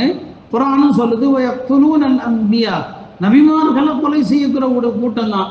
நபிமார்களையே கொன்ன ஒரு கூட்டம் இன்னைக்கு பலஸ்தீன்ல உள்ள கஸால உள்ள மக்களை கொல்றதுல ஆச்சரியப்படுறதுக்கு ஒண்ணுமே இல்லை இல்லையா? மனிதாபிமானமற்ற உலகத்திலேயே மிருகத்தை விட கேவலமான ஒரு கூட்டம்னா அது இந்த கூட்டம் தான். அதனாலதான் உலகத்துல யாருக்குமே அல்லாஹ் இப்படி தண்டனை கொடுத்ததே கிடையாது. அல்லாஹ் இவர்களில் ஒரு கூட்டத்தை பன்றிகளாக மாத்தினான், ஒரு கூட்டத்தை அல்லாஹ் குரங்குகளாக மாத்தினான். யார்ல? யூதர்கள்ல. ஏன்னா வாக்குறுதியை மீறுவாங்க, நபிமார்களை கொல்லுவாங்க. அதுல இவர்கள் ஒரு முறை ஜக்கரியா அலைஹிஸ்ஸலாமை கொலை செய்வதற்காக விரட்டுறாங்க. இந்த ஹதீஸுகள், இந்த சம்பவங்கள் இருக்கிறது, இதுக்கெல்லாம் உலமாக்கள் சொல்லுவாங்க, இதெல்லாம் பனு இஸ்ரவேலர்களுடைய நூல்களில் வந்தது. இது உறுதியான ஆதாரமா ஹதீஸ்ல இல்லை. இந்த தகவல்களை பெருமானார் சொன்னாங்க, அதை உறுதியா பொய்ன்னு சொல்ல முடியாது, உண்மையாக இருக்கலாம், அவ்வளவுதான். ஜக்கரியா அலைஹிஸ்ஸலாமை கொல்வதற்காக அவர்கள் என்ன செய்யறாங்க, ஓடுறாங்க. ஜக்கரியா அலைஹிஸ்ஸலாம் தப்பிச்சு ஓடுகிற நேரத்துல ஒரு மரம் வருது. அந்த மரத்திடம் உதவி கேட்டாங்க. அந்த மரம் பிளந்தது. ஜக்கரியா அலைஹிஸ்ஸலாம் உள்ள போயிட்டாங்க. உள்ள போனா அவங்களுடைய துண்டுனுடைய ஒரு முனை மட்டும் வெளியே சிக்கிக்கிடுச்சு. மரம் ஒட்டிடுச்சு, உள்ள போயிட்டாங்க, துண்டு மட்டும் வெளியே சிக்கிடுச்சு. இப்ப தேடி வந்த யூதர்கள் பார்த்தாங்க, ஆளை காணாங்கன்னு சொல்லும் போது இப்லீஸ் வந்துட்டான். வந்து சொன்னா, பாருங்க இந்த மரத்துக்குள்ளதான் இருக்கிறாரு, துண்டு தெரியுது பாருங்க அப்படின்னு இப்லீஸ் காட்டி கொடுத்தான். இவர்கள் அந்த மரத்தை வந்து ரம்பத்தால் என்ன செஞ்சாங்க, அறுத்தார்கள். அறுத்து ஜக்கரியா அலைஹிஸ்ஸலாம அவர்கள் கொலை செய்ததாக ஒரு வரலாறு சொல்லுகிறது. ஆக ஜக்கரியா அலைஹிஸ்ஸலாம் அல்லாஹ் அந்த 120 வயதுல அல்லாஹ் மீதுள்ள வலிமையான நம்பிக்கையினால அவங்க துவா செஞ்சாங்க. அல்லாஹ் ஒரு குழந்தையை கொடுத்தான். இது அவங்களுக்கு மட்டும் இல்லை, நீங்களும் நானும் அல்லாஹோடு நமக்கு என்ன தொடர்பு இருக்கிறதோ அந்த உறவை பொறுத்து நம்முடைய வார்த்தைகளுக்கு அல்லாஹ்வுடைய அரசுல மதிப்பு இருக்கிறது. நம்பிக்கையோடு துவா செய்தால் எல்லா விஷயங்களையும் அல்லாஹ்ட்ட கேட்க முடியும். அந்த குழந்தை தான் யஹ்யா, அவங்களுக்கு பிறந்த குழந்தை. அந்த குழந்தையை அல்லாஹ் குர்ஆன்ல வர்ணிக்கிறான். முஸத்திகன் பிகலிமாத்தில்லாஹ் வ சய்யிதன் வ ஹஸூரன் வ நபியன் மினஸ் ஸாலிஹீன் என்று அல்லாஹ் அவங்களை பற்றி சொல்றான். அந்த யஹ்யா அலைஹிஸ்ஸலாம் ஜக்கரியா அலைஹிஸ்ஸலாமுக்கு பிறந்தவங்க. குர்ஆன் சொல்லக்கூடிய ஒரு சில விஷயங்களை நான் சொல்லிட்டு அவருடைய மற்ற விஷயங்களை சொல்றேன். அல்லாஹ் இப்போ ஓதப்பட்ட ஆயத்துல மலக்குமார்கள் சொன்னாங்க, இந்த யஹ்யா எப்படிப்பட்டவர், அல்லாஹ்வுடைய வாக்கை மெய்யாக்குவார். அல்லாஹ்வுடைய வாக்கை மெய்யாக்குறதுனா என்ன? ஈசா அலைஹிஸ்ஸலாம் ஆண் துணை இல்லாமல் பிறக்கும் போது யூதர்கள் அவதூறு சுமத்தினாங்க.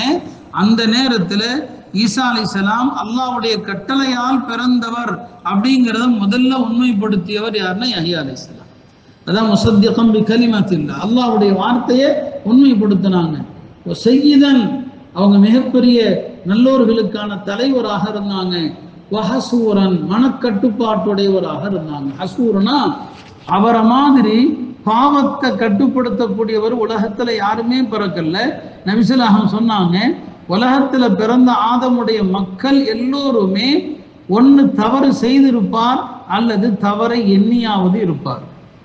தவறு செஞ்சிருக்கணும் அல்லது தவற மனதில் எண்ணி இருக்கணும். இந்த ரெண்டுமே நடக்காத ஒரே ஆள்னா யஹ்யா அலைஹிஸ்ஸலாம் சொன்னாங்க.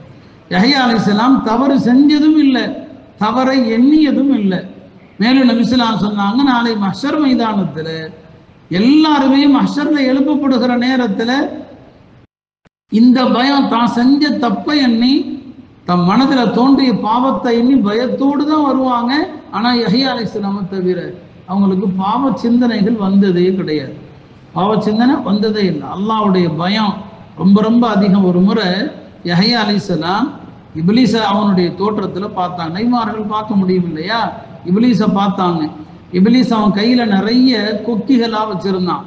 அப்ப யஹ்யா அலைஹிஸ்ஸலாம் கேட்டாங்க, இது என்னப்பா அவன் கையில் இருக்கிற இந்த கொக்கிகள்லாம் என்னன்னு சொல்லி. அவன் சொன்னா, இதெல்லாம் ஷஹவாத்துகள், மனோ இச்சைகள்.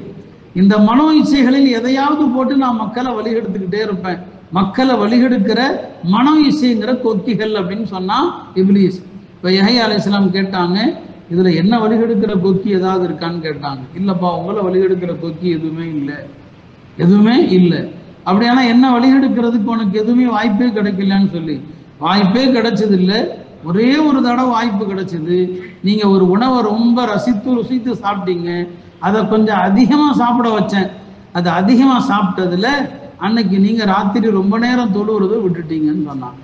அப்போ ஒரு சத்தியம் எடுத்தாங்க, இனிமேல் நான் எந்த உணவையும் வயிறு நிரம்ப சாப்பிடுவதில்லைன்னு சொல்லி, வயிறு நிரம்ப எதையுமே சாப்பிட்றது இல்லைன்னு சொல்லி சத்தியம் பண்ணிட்டாங்க. இப்லீஸும் சொன்னா, இனிமே யாருக்குமே நான் உண்மையை சொல்ல போறதும் இல்லைன்னு சொன்னதுனால வந்தவன இனிமே யாருக்கும் நான் உண்மையை சொல்ல மாட்டேன்னு சொல்லி இப்லீஸ் சொல்லிட்டான்.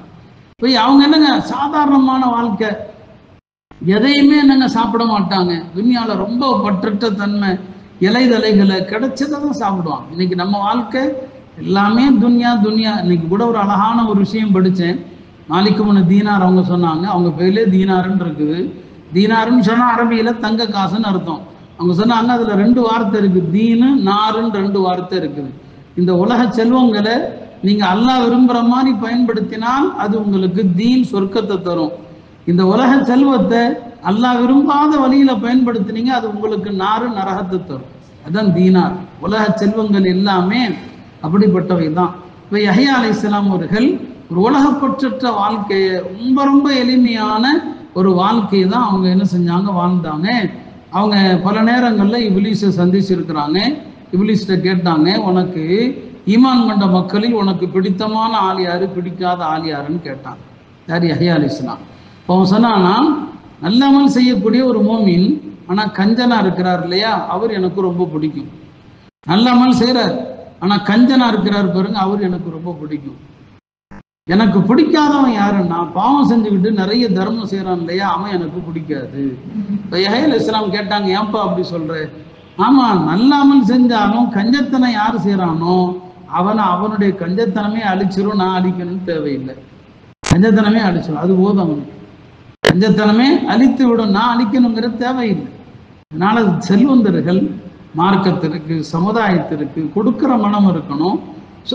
அடுத்து சொன்னா பாவம் செய்யறாரு, செல்வத்தை செலவு பண்ணி அவர் அல்லாஹ்வுடைய அருளை அடைந்து விடுகிறார் என்று எனக்கு இப்லீஸ் சொன்னதாக அவங்களுடைய சம்பவங்கள்ல என்ன செய்து வருது.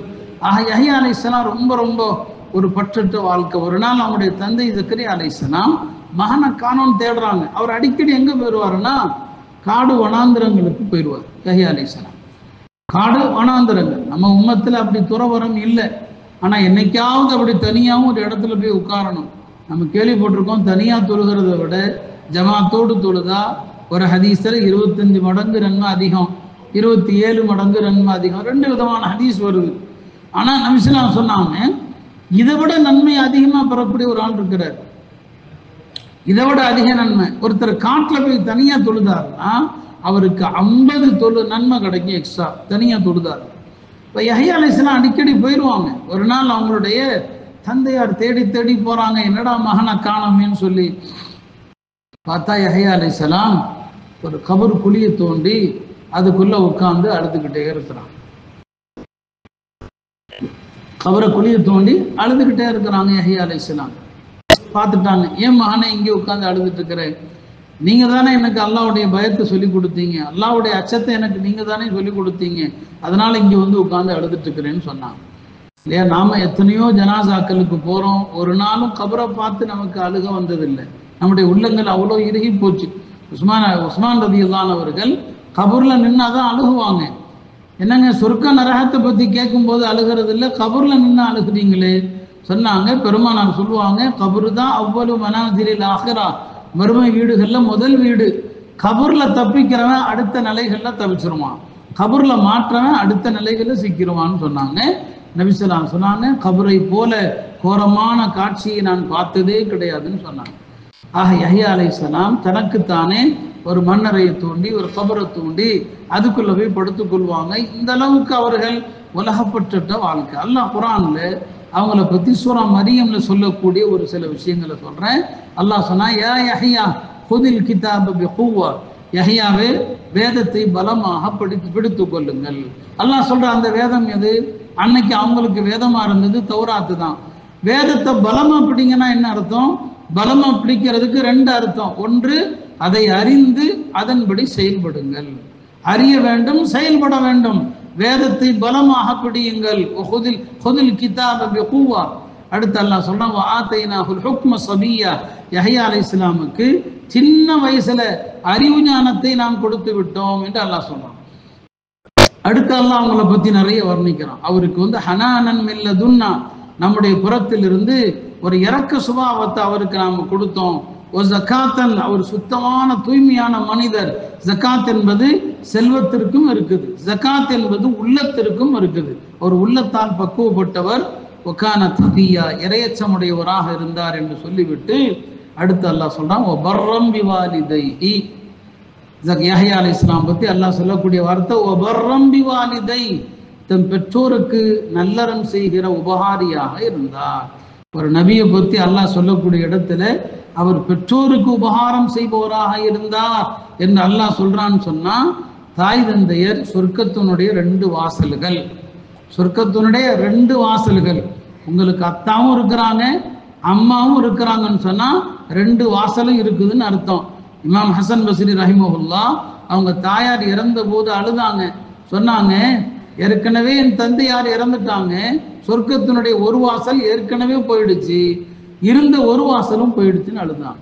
பெருமானார் ஸல்லல்லாஹு அலைஹி வஸல்லம் சொல்லுவாங்க, அல் வாலிது அவ்ஸத்து அப்வாபில் ஜன்னா, தந்தை என்பவர் சொர்க்கத்தினுடைய மைய வாசல் அவர்தான். இன் ஷி'த ஃபஹ்ஃபத்ஹா, விரும்பினா அதை பாதுகாத்து தக்க வச்சுக்க. வைன் ஷி'த ஃபஅதிஹா, விரும்பினா அதை அழித்து நாசமா போயிடும் சொன்னாங்க. தாய் தந்தையரை இக்காலத்து பிள்ளைகள் நிறைய நோகடிக்கிறாங்க. தாய் தந்தையரை பாசமா பார்க்கறது இல்லை, தாய் தந்தையரோடு அன்பாக பேசுவதில்லை. தாய் தந்தையரை ஒரு சுமையாக நினைக்கிறது. ஒரு முஸ்லிம் இடத்துல என்ன விஷயம் இருக்குதோ இல்லையோ, தாய் தந்தையரை மதிக்கிற பண்பு இருந்தால் அவரை விட சிறந்த முஸ்லிம் யாருமே கிடையாது. அதை பத்தி பேசினா தலைப்பு மாறிடும். அல்லாஹ் ஒரு நபியை பத்தி சொல்றான், ஒபர்ரம் பிவாலிதை, தன்னுடைய பெற்றோருக்கு நல்லுபகாரம் செய்யக்கூடியவராக இருந்தாங்கன்னு சொல்லிட்டு அடுத்து சொன்னா வலம் யகுன் ஜப்பாரன் ஆசியா. ஜப்பார்னா என்ன அர்த்தம்? வலம் யகுன், அவர் ஜப்பாராக இருந்ததில்லை அப்படிங்கிறான். ஜப்பாருக்கு ஒரு அழகான விளக்கம் கொடுத்தாங்க. ஜப்பார்னா யாருன்னா, அடுத்தவர்களுக்கு செய்ய வேண்டிய ஹக்கு என்ன அதை அறவே கண்டுகொள்ளாதவன், மதிக்காதவன், நான் யாருக்கும் எதுவும் செய்ய தேவையில்லை என்று யார் நினைக்கிறானோ அவன் தான் ஜப்பார். கொடுங்கோல் ஆட்சியாளர்களுக்கும் ஜப்பான்னு சொல்வதுண்டு, சர்வாதிகாரிகளுக்கும் ஜப்பார்ன்னு சொல்வதுண்டு. ஏன் சர்வாதிகாரி என்ன?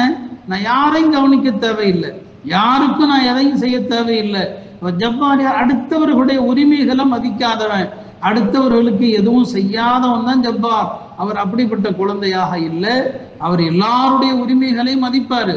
நம்முடைய சகோதரர்களுக்கு உரிமை இருக்குது, பெற்றோருக்கு உரிமை இருக்கிறது, பக்கத்து வீட்டுக்காரருக்கு உரிமை இருக்கிறது, இன்னும் சொல்ல போனால் விலங்குகளுக்கு கூட உரிமை இருக்குது. விலங்குகளுடைய உரிமையை மதித்ததனால ஒரு தவறான பெண் சொர்க்கம் சென்றாள் என்று வருது. வீட்டில் வளர்த்த பூனையை கண்டுக்காம போனதுனால ஒரு வணக்கத்தில் ஈடுபட்ட பெண் நரகத்துக்கு போயிட்டான்னு வருது. எல்லாருக்குமான உரிமைகள் இருக்கிறது. அவர் எல்லாருடைய உரிமைகளையும் பேணக்கூடியவராக இருந்தார். அசியானா அவர் அல்லாஹ்வுக்கு மாறு செய்பவரும் அல்ல என்று சொல்லிட்டு அல்லாஹ் அழகான ஒரு விஷயத்தை சொல்லி தான் யஹ்யா அலைஹிஸ்ஸலாமை பற்றிய வரலாறு மரியம் சூறால முடிப்பான். சலாமுன் அலை, அவர் மீது சலாம் உண்டாகட்டும். யௌம உலித, அவர் பிறந்த நாளிலும், வயௌம யமூது, அவர் இறக்கிற நாளிலும், வயௌம யுபஅஸு ஹய்யா, அவர் உயிர் எழுப்பப்படுகிற நாளிலும் என்று அல்லாஹ் சொல்றான். ஒரு நாள் ஈசா அலைஹிஸ்ஸலாம் யஹ்யா அலைஹிஸ்ஸலாம்கிட்ட சொன்னாங்க, ஈசா யஹ்யாட்ட சொன்னாங்க, இஸ்தக்ஃபிர்லி, எனக்காக நீ பாவ மன்னிப்பு தேடுப்பா, எனக்காக பாவ மன்னிப்பு தேடு அப்படின்னு சொல்லி. இப்போ அவங்க சொன்னாங்க, யஹ்யா அலைஹிஸ்ஸலாம் சொன்னாங்க, நீங்க எனக்காண்டி பாவ மன்னிப்பு தேடுங்க, நீங்க தானே என்னை விட சிறந்தவங்க. அப்போ அவங்க சொன்னாங்க ஈசா அலைஹிஸ்ஸலாம், இல்லை இல்லை, என்னை விட சிறந்தவர் நீ தான். நான் எனக்கு நானே சலாம் சொல்லிக்கிட்டேன். அதுவும் சூரா மரியம்ல வருது, சலாமுன் அலைய யௌம ஒலித்து வயோம அம்மூத்து வயோம உபஅஸு ஹய்யா, நான் பிறந்த நாளில், இறக்கும் நாளில், எழுப்பப்படுகிற நாளில் என் மீது சலாம் உண்டாக நான் தான் சொல்லிக்கிட்டேன். ஆனா உனக்கு அல்லாஹ் சலாம் சொன்னான், சலாமுன் அலை, அவருக்கு சலாம் உண்டாகட்டும், யௌம உலித, அவர் பிறந்த நாளில், வயோம யமூத்து, அவர் இறக்கும் நாளில், வயோம யுபஅஸு ஹய்யா, அல்லாஹ் யாருக்கு சலாம் சொன்னானோ அவர் தானே இப்போ சிறந்தவராக இருக்க முடியும், எனக்கு நீ பாவ மன்னிப்பு தேடு என்று சொன்னான். அருமையானவர்களே, மனித வாழ்க்கையில 3 கட்டங்களில் ஒரு மனிதன் பாக்கியசாலி ஆயிட்டா அவனை எப்போதுமே துர்பாக்கியம் தொற்றுக்கொள்ளாது. 3 தருணங்கள். அவன் பிறக்கிற தருணம் இல்லையா, பிறக்கிற நேரத்துல ஷைத்தானும் பக்கத்துல இருப்பான், ஒரு மலக்கும் பக்கத்துல இருப்பார்.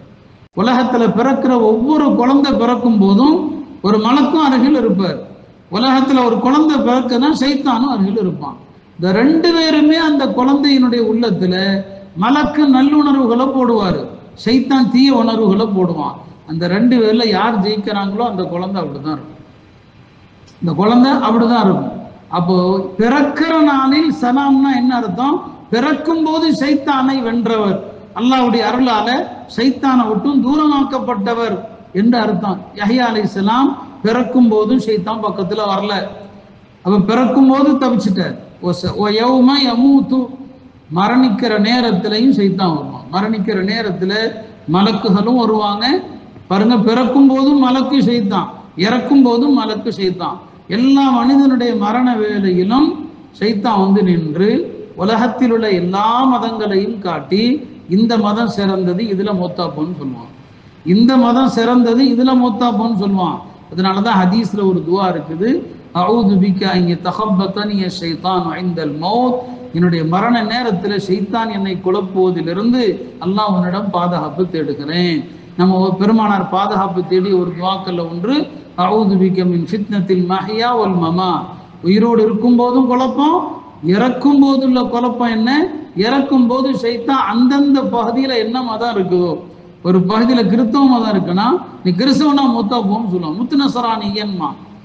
யூத மதம் இருந்தா முத்து யஹூதியன்னு சொல்லுவான். இந்து மதம் இருந்தால் இந்து மதத்தில் மூத்தாக நல்ல மதம்னு சொல்லுவான். அதான் மரண நேர குழப்பம். இந்த குழப்பத்தில் இருந்தும் அல்லாஹ் அவரை பாதுகாத்துட்டான். யஹ்யா அலைஹிஸ்ஸலாம் யௌம யமூத்து வ யௌம யுபஅஸு ஹய்யா, நாளை மறுமை நாள்ல ஆரம்பத்தில் நான் சொன்னனே கபர்ல இருந்து எழுந்திருக்கிற நேரத்தில் எல்லா மனிதனுக்கும் பாவம் செஞ்ச பயத்தோடு தான் எழுந்திருப்பான். அவங்க பாவம் செய்யவும் இல்லை, பாவத்தை எண்ணவும் இல்லை. எனவே கபர்ல இருந்து எழுந்திருக்கும் போதும் அவருக்கு மட்டும் அல்லாஹ் சலாம் சொல்லிட்டான். சலாமுன் அலை யௌம ஒலித வ யௌம யமூத்து வ யௌம யுபஅஸு ஹய்யா. அருமையானவர்களே, இதுதான் இந்த ரெண்டு நபிமார்களுடைய வாழ்க்கை. இறுதியாக ஒன்றை சொல்லி நிறைவு செய்கிறேன். ஒரு முறை யஹ்யா அலைஹிஸ்ஸலாம் அவர்களுக்கு அல்லாஹ் உம்முடைய மக்களுக்கு ஒரு 5 விஷயங்களை ஏவுங்கள் என்று அல்லாஹ் சொல்லியிருந்தான். யஹ்யா அலைஹிஸ்ஸலாம் அதை சொல்வதில் கொஞ்சம் காலதாமதம் செய்து கொண்டே இருந்தாங்க. ஒரு நாள் ஈசா அலைஹிஸ்ஸலாம் அவர்கள் யஹ்யா அலைஹிஸ்ஸலாம்கிட்ட கேட்டாங்க, அல்லாஹ் உங்களுக்கு பனு இஸ்ரவேலர்களை கூப்பிட்டு 5 விஷயத்த சொல்ல சொன்னானே, அதை சொல்லாமல் காலதாமதம் செய்றீங்களே, நீங்கள் சொல்லவா நான் சொல்லட்டுமான்னு கேட்குறான். யார்? ஈசா அலைஹிஸ்ஸலாம். இல்லைப்பா நானே சொல்லிடுறேன், எனக்கு தான் அல்லாஹ் உத்தரவிட்டான், நான் சொல்லணும்னா அல்லாஹ் என்ன தண்டிச்சிருவான். உடனே அக்ஸாவில் மஸ்ஜித் அக்ஸாவில் எல்லா மக்களையும் கூப்பிட்டாங்க. கூப்பிட்டு அமர வைத்து அல்லாஹ் உங்களுக்கு 5 விஷயங்களை எனக்கு ஏவுமாறு சொல்லியிருக்கிறான். அந்த 5 வணக்கங்கள், ஒவ்வொரு வணக்கத்தை பற்றியும் சுருக்கமாக சில விஷயங்கள் சொன்னாங்க. முதலாவது சொன்னாங்க, அல்லாஹ் உங்களை தொழுகையை கடைபிடிக்குமாறு ஏவுகிறான். இந்த தொழுகையில் ஒரு அடியான் நின்று விட்டான் என்று சொன்னால் அவன் தன்னுடைய கவனத்தை திருப்பாத வரை அவன் மீது அல்லாஹ்வுடைய அருள் இறங்கி கொண்டே இருக்கிறது. எனவே தொழுகையில கவனமா தொழுங்கன்னு சொன்னான். இன்றைக்கு நமக்கு இது ரொம்ப தேவையான விஷயம். நபி ஸல்லல்லாஹு அலைஹி வஸல்லம் அவர்கள் சஃபை சரி பண்ணுவாங்க. எப்படிலாம் சரி பண்ணுவாங்க? ஹதீஸ்ல வருது, முதல் சஃப்ல நிற்கிறாங்க இல்லையா, அவங்களுடைய தோள்களை தட்டி சரி பண்ணுவாங்க, மார்பலை தட்டி சரி பண்ணுவாங்க. இன்னைக்கு நபி இருந்தால் செல்போன் எடுத்து சரி பண்ணுவாங்க. எல்லாரும் பாக்கெட்ல இருந்தும் ஃபோனை எடுத்து எல்லாத்தையும் தூக்கி போட்டு தான் சரி பண்ணுவாங்க. இன்னைக்கு அந்த அளவுக்கு என்னன்னா பள்ளிவாசல்களில் என்ன சொன்னாலும் என்னங்க ஃபோன்கள் விஷயத்தில் அவ்வளோ அலட்சியம். தொழுகையில் கவனமே ஏற்கனவே சதறி போச்சு. அதில் இந்த மொபைல் ஃபோன்களுடைய ஒலிப்பு நமக்கு அல்லாஹ்வுடைய ரஹ்மத்து எப்படி இறங்கும்? 2வது விஷயம் சொன்னாங்க, இப்போ தொழுகையில் வேறு பக்கம் கவனம் செலுத்தாதீங்க, அல்லாஹ்வுடைய அருளை இழந்துருவீங்கன்னு சொன்னாங்க. 2வது அல்லாஹ் நோன்பு வைக்குமாறு சொல்கிறான். நோன்பாளியினுடைய வாய்வாட கஸ்தூரியோட சிறந்தது என்று அதற்கு அழகான ஒரு உதாரணம் சொன்னாங்க. 3வது தர்மம் செய்யுங்க, தர்மத்திற்கு உதாரணம் சொன்னாங்க. எதிரிகளிடம் சிக்கிய ஒருத்தன் பணத்தை கொடுத்து விடுதலையாகிற மாதிரி தர்மம் நரகத்திலிருந்து உங்களை விடுதலை செய்வது. 4வதாக சொன்னாங்க அல்லாஹ்வுடைய திக்ர். திக்ர் ரொம்ப ரொம்ப நம்ம காலத்தில் தேவை. மன நிம்மதி இல்லாத ஒரு காலம், குழப்பம் நிறைந்த ஒரு காலம். இந்த காலகட்டத்தில் மனதுக்கு அமைதியை தருவது திக்ர் தான். நிறைய திக்ர்கள் ஹதீஸில் இருக்குது. இந்த திக்ர்கள் தான் அமைதியை தரும். நபி ஸல்லல்லாஹு அலைஹி வஸல்லம் சொல்லுவாங்க, உங்களுக்கு யாருக்காவது கவலை துக்கம் மேலிடுவானால் இதை சொல்லுங்க, அல்லாஹு அல்லாஹு ரப்பி லா உஷ்ரிகு பிஹி ஷைஆ. கவலை மேலிட்டார், துக்கம் மேலிட்டார், அல்லாஹு அல்லாஹு ரப்பி லா உஷ்ரிகு பிஹி ஷைஆ. இதை சொன்னீங்க, உங்களுக்கு ஏற்பட்ட துக்கம் போயிடும். இதை சொன்னதுனால மரண தண்டனை வரைக்கும் போய் ஒருத்தர் தப்பித்தார் என்று வரலாறு வருது. அவர் இதைத்தான் சொன்னார். அவர் சொன்னார்.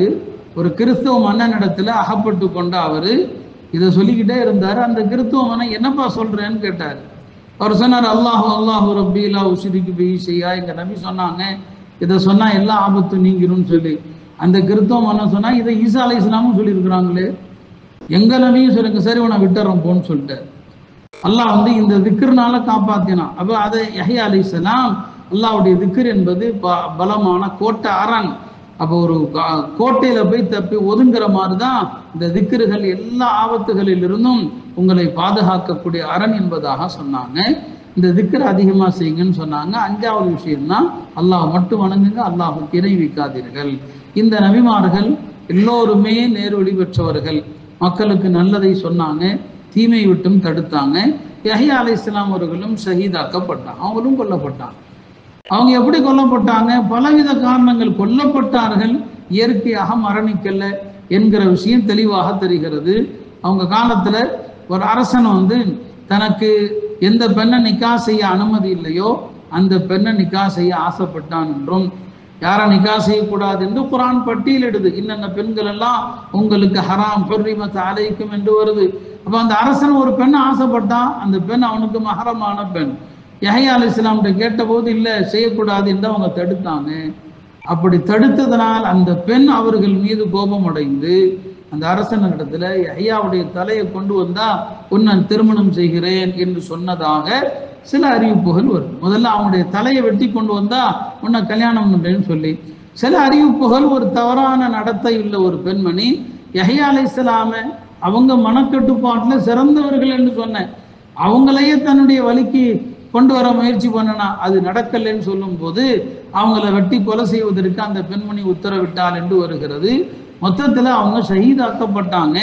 ஆக நபிமார்கள் நல்லதை சொன்னதற்காக தீமையை தடுத்ததற்காக தங்களுடைய வாழ்க்கையை அல்லாஹுக்காக அர்ப்பணித்தவர்கள். இவர்களுடைய வழியில நீங்களும் நடங்கள் என்று குரான் சொல்லுது. கவி ஹுதாஹும் யக்ததி. அதனாலதான் குரான்ல எங்கெல்லாம் சஜிதா வருதோ 14 இடங்கள்ல சஜிதா செய்கிறோமா இல்லையா, இந்த சஜிதாவுடைய ஆயத்துடைய கருத்துக்கள் எல்லாம் பார்த்தீங்கன்னா அது 5 விதத்துல இருக்கும். அதுல ஒரு விதம் என்ன, நபிமார்கள் சஜிதா செய்ததை அல்லாஹ் சொல்லியிருப்பான், அந்த இடத்துல நாம் சஜிதா செஞ்சோம். நபிமார்களுடைய வழியை நாமும் பின்பற்றுவது என்ற அடிப்படை. அந்த வகையில் எல்லா நபிமார்களுடைய வரலாறுகளையும் தெரிந்து அவர்களது வாழ்க்கையிலே உள்ள நல்ல விஷயங்களை நம்முடைய வாழ்க்கையிலும் கடைபிடிக்கணும். சோதனைகள் வருகிற போது அல்லாஹுடைய உதவியோடு சகிப்புத்தன்மையோடு எதிர்கொள்ள வேண்டும் என்கிற பாடத்தை தான் அல்லாஹ் இந்த 2 நபிமார்கள் வழியாக நமக்கு கற்றுத்தருகிறான். எல்லாம் அல்ல அல்லாஹ் இந்த மஜ்லிஸை கபூல் செய்வானாக. இதில் கேட்கப்பட்ட விஷயங்களை ஏற்று நடக்கிற தௌஃபீக்கை தருவானாக. நபி ஜக்கரியா அலைஹிஸ்ஸலாம் என்ன உறுதியோடு வலிமையோடு நம்பிக்கையோடு அல்லாஹ்விடம் துஆ செய்தார்களோ அதே வலிமையோடு நாமும் அல்லாஹ்விடத்திலே துஆ செய்து நம்முடைய தேவைகளை பெறக்கூடிய மக்களாக அல்லாஹ் அனைவரையும் ஆக்கியருவானாக. ஆஃபிரு தஅவானா அல்ஹம்துலில்லாஹி ரப்பில் ஆலமீன். அஸ்ஸலாமு அலைக்கும் வரஹ்மத்துல்லாஹி வபரகாத்துஹு.